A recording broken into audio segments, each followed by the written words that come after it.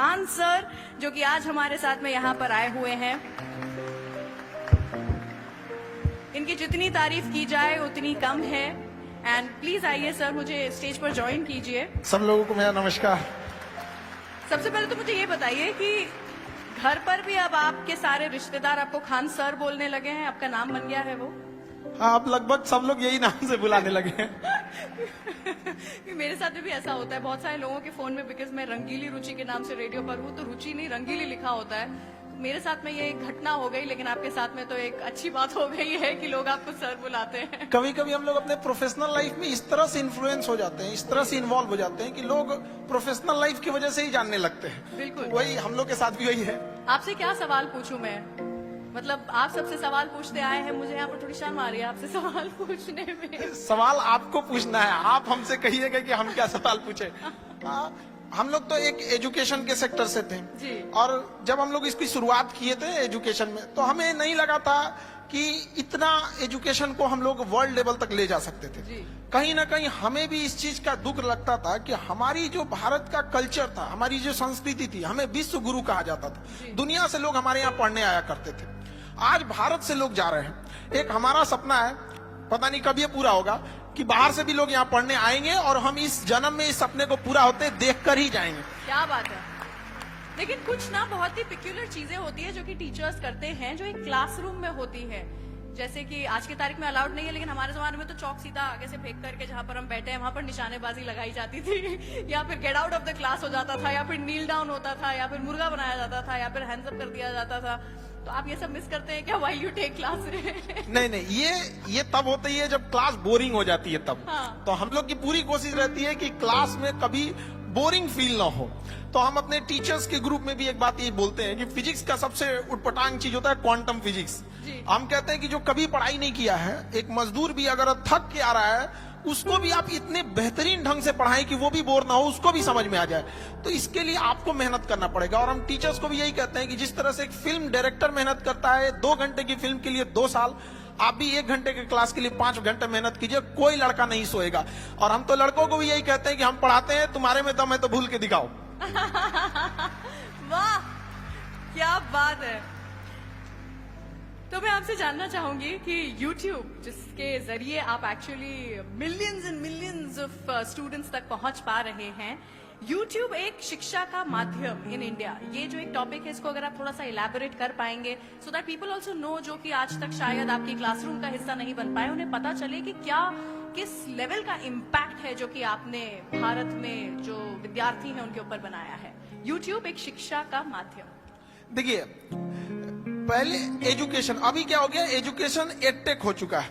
Edtech in the sense education के साथ साथ आपको टेक्नोलॉजी को भी लाना पड़ेगा। अब शुरुआत में हम लोग भी इसको एडॉप्ट नहीं कर पाए थे।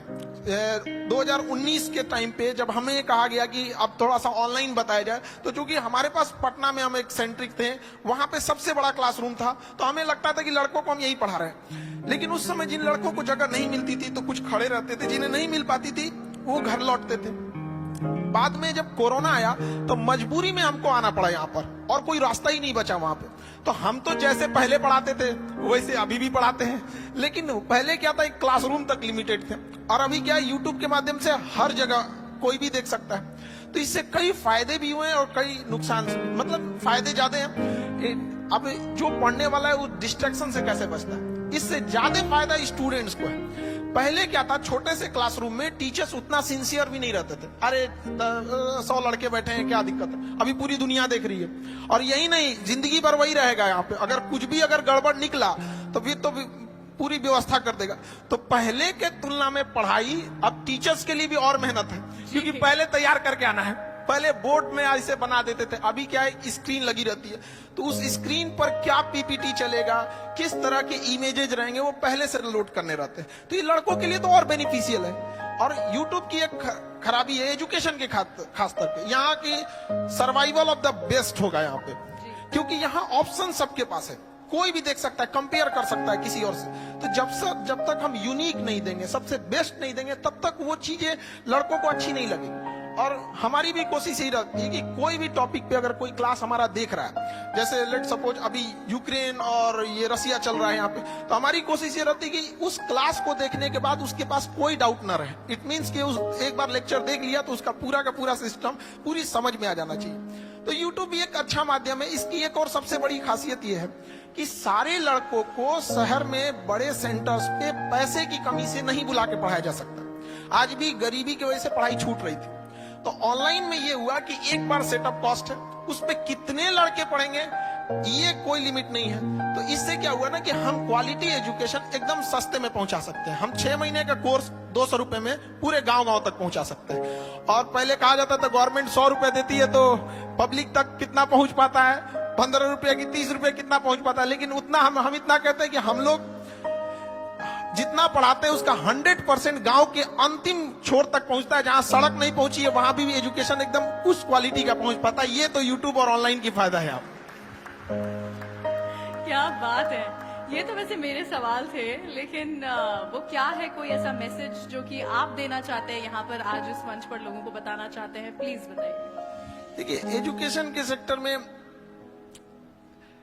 एजुकेशन स्किल, आज के टाइम पे स्किल बहुत ज्यादा जरूरी है। लेकिन हमारा एजुकेशन सिस्टम किस बात पे इंफॉर्मेशन लेते रहो, क्या पढ़ रहे हैं। भारत की राजधानी कलकत्ता से उठा के अंग्रेजों ने लेके गए दिल्ली, वो सबको याद है। 1911 में घोषणा किया, 1912 में लेके चला गया। ये नहीं पढ़ा रहा है कि क्यों ले गया।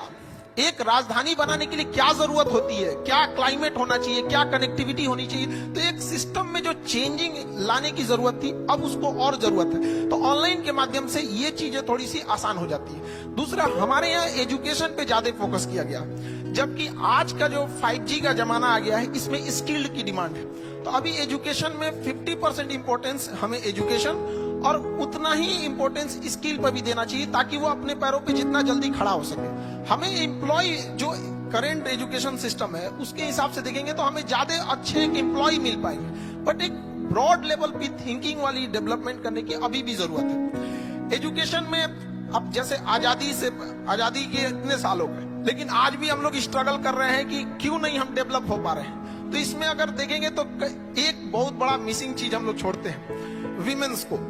गर्ल्स एजुकेशन को हम लोग छोड़ रहे हैं, और मेल जो है उन्हें लगता है कि अपने दम पे अकेले ही देश को लेके चले जाएंगे, और आजादी से लेके आज तक वो ट्राई कर रहे हैं। जिस दिन ये हमारे देश की विमेन्स और मेंस एक साथ आ गए ना, उस दिन देश को आगे बढ़ने से कोई नहीं रोक सकता है। और जब तक हम उन्हें छोड़ेंगे, हम तो आज तक भी मेहनत कर रहे हैं। तो अच्छा, गांव के शहरी क्षेत्र में ये चीज है कि लोग महिलाओं को पढ़ने के लिए भेज देते हैं, लेकिन गांव में अभी भी ये चीजें हैं, वो नहीं भेजना चाहते हैं।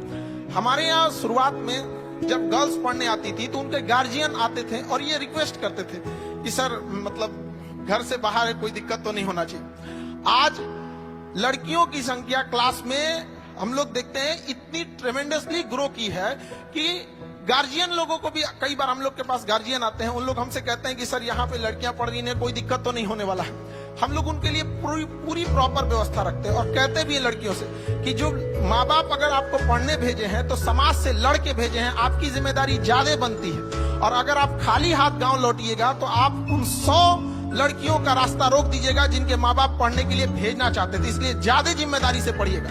और लड़कियों के अंदर ये होता है, वो जॉब के बाद भी वो काफी ईमानदारी से अपने वर्क को करती है। हम जो छोटे से पटना से हम स्टार्ट किए थे, धीरे धीरे जब ग्लोबली हो गया तो हमें अब इंडिया के बाहर भी अपने सेंटर्स डालना है बहुत जल्दी इस चीज को, क्योंकि मेरा सपना है विश्व गुरु भारत को एक जगह जहां ले जाना था। तो कारपोरेट ऑफिस जब हम लोगों ने दिल्ली में डाला तो वहां 200-250 एम्प्लॉय जब आए तो वहां हमको एक चीज फील करने को होता था कि जहां 10 लड़के बैठ जा रहे थे वहां कुछ अपनी गपशप भी करने लग रहे थे। कभी डिसिप्लिन की इशू आ रही थी, कभी कोई कैसे आ जा रहा था। तो हम लोग सोचे कि इसको परेशान हो गए थे समझाते समझाते। आप बिलीव नहीं कीजिए, बिना मेहनत वो सॉल्व हो गया एक दिन के अंदर।